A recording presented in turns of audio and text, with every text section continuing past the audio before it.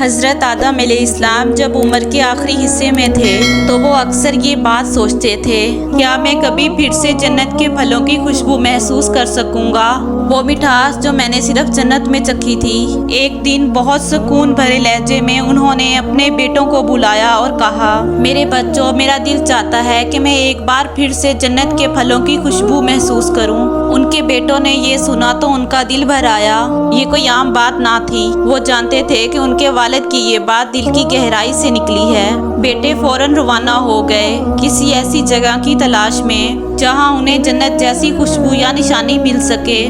وہ جنگلوں سے گزرے، پہاڑوں سے ہو کر نکلے اور چلتے چلتے ایک وادی میں پہنچے، مگر تبھی کچھ نورانی شکلیں ان کے سامنے آ کھڑی ہوئیں۔ وہ فرشتے تھے، روشنی سے دمکتے ہوئے۔ ایک فرشتہ آگے بڑھا اور بولا کہ تمہارے والد ان پھلوں کی خوشبو اب وفات کے بعد ہی پائیں گے، چلو ہمارے ساتھ واپس لوٹو۔ بیٹے سمجھ گئے کہ یہ سفر کسی تلاش کا نہیں، وداعی کا سفر بن چکا ہے۔ جب وہ واپس لوٹے تو فرشتے حضرت آدم علیہ السلام کے پاس پہنچے تو بی بی حوا علیہ السلام کی نظر ایک خاص فرشتے پر پڑی۔ وہ تھے ملک الموت۔ بی بی حوا علیہ السلام کا دل کانپ گیا۔ وہ دوڑ کر حضرت آدم علیہ السلام کے پاس آئی اور کہا، اے آدم، کیا وقت آ گیا ہے؟